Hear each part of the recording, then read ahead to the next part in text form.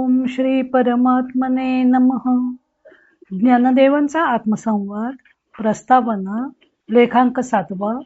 अज्ञानवाद व चिद्विलासवाद. शंकराचार्य यांनी अज्ञानवाद मानला आहे, तर ज्ञानदेव चिद्विलासवाद मानतात. अज्ञानवाद.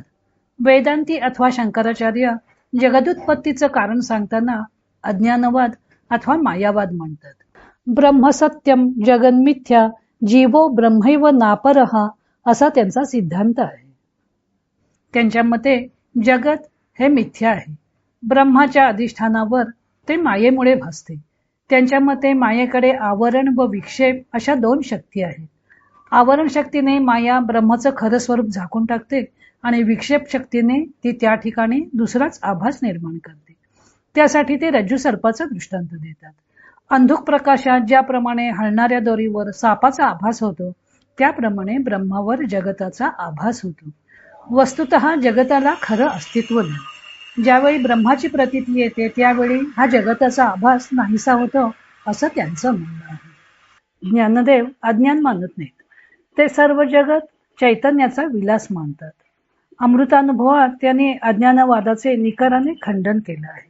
त्यांच्या मते अज्ञानाला जगाचं कारण मानलं जातं, ते वस्तुस्थितीला सोडून आहे. अज्ञान कोणत्याही प्रमाणाने सिद्ध होत नाही, हे त्यांनी अनेक युक्तिवादांनी सिद्ध केलं आहे.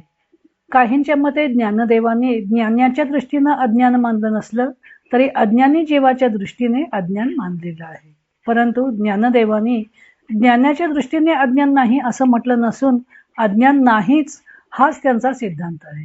तो त्यांनी अनेक युक्तिवाद करून पटवलेला आहे.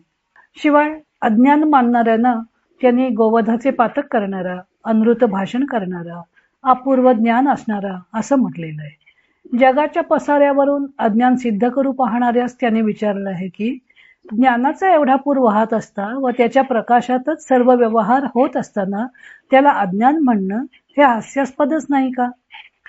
ज्ञानदेवानी अज्ञानवाद्यावर निकराची टीका केली आहे व चिद्विलासवादाचा प्रखर प्रकाशात झोत टाकून म्हणून ज्ञानदेव म्हणे अनुभवामृते येणे सणू भोगीजे सणे विश्वाचेने असं म्हणून विश्वाचा दिवाळ सण साजरा केला आहे. अज्ञानवादी शुद्ध व मायोपाधीने शबल असे परब्रह्माचे 2 भेद मानतात. उलट ज्ञानदेव सगुण व निर्गुण असा परब्रह्मात भेद मानत नाहीत. सगुण निर्गुण एकू गोविंद रे असाच त्यांचा सिद्धांत आहे. त्यांच्या मते निर्गुणच सगुण रूपाने विहरते व जीवास प्रेम सुखाचा सहभागी बनवते. अज्ञानवाद्याच्या दृष्टीने जीव व जगत दोन्ही मिथ्या असून त्याज्य आहे. त्यामुळे अज्ञानवादाचे पर्यवसन संन्यासात होते. चिद्विलासवादाच्या दृष्टिकोनातून जगत म्हणजे परमात्म्याचा मंगल आविष्कार आहे. त्यामुळे ईश्वर प्राप्तीसाठी जगताचा त्याग करण्याची आवश्यकता नाही. मानवी जीवनातच परमात्मा प्रेमाची अनुभूती घेता येते. अशी निर्मल दृष्टी प्राप्त करून घेणे हे अनुभवामृताचे उद्दिष्ट आहे. तर्कतीर्थ लक्ष्मण शास्त्री जोशी म्हणतात की शंकराचार्यांच्या अद्वैत विचारातील अंतिम दृष्टी भक्तियोगाशी किंवा कर्मयोगाशी सुसंबद्ध ठरत नाही. त्यांनी कर्मयोग व भक्तियोग हा चित्तशुद्धीचे साधन म्हणून मानलेला आहे. परंतु चिद्विलासवादामुळे कर्मयोग व भक्तियोग अद्वैत दृष्टीने चैतन्य लीलेत अंतर्भूत होतात. चिद्विलासवाद भक्तियोगाशी सुसंगत आहे. अमृतानुभवाचे तत्वज्ञान हे शुष्क व रुक्ष विचारसरणीने युक्त नसून अतिशय अर्थगर्भ आहे.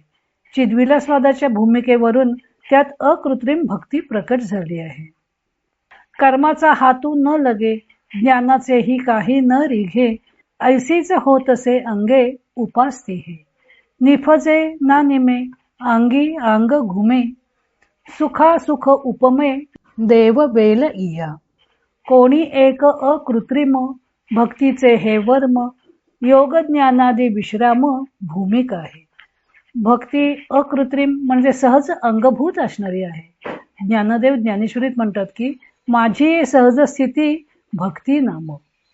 माझ्या सहज स्थितीलाच भक्ती हे नाव आहे. क्रिया किरण साहे तरी अद्वैती भक्ती आहे असं त्यांनी म्हटलं आहे. अमृतानुभव ते म्हणतात की देव देऊळ परिवारू की जे कोरोनी डोंगरू तैसा भक्तीचा व्यवहारू कान व्हावा.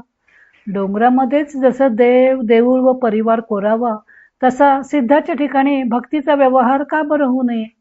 चैतन्य हेच अंतिम सत्य आहे. तेच द्रष्टादृश्य रूपाने नटलं आहे. तेथे अविद्या अज्ञान मानण्याचं कारण नाही. हे ज्ञानदेवांच्या चिद्विलासवादाचं सार आहे. ज्ञानदेवांच्या मते चैतन्य हेच अंतिम सत्य आहे. तेच द्रष्टा व दृश्य रूपाने नटलं आहे.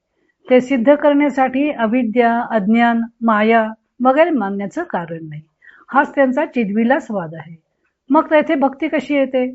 अशा शंकेला ज्ञानेशांनी उत्तर दिलं आहे की द्रष्टा व दृश्य अशा या दोन दोन रूपांनी चैतन्य का नटते याचं कारण शोधलं की भक्तीचा झरा सापडतो.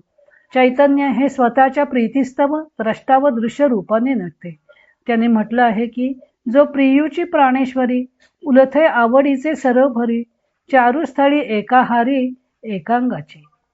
चैतन्याच्या अंगभूत असणाऱ्या सहज प्रीतीचं वर्णन त्यांनी अनुभवामृतात सुरुवातीच्या शिवशक्ती समावेशन प्रकरणात विस्तारानं केलं आहे.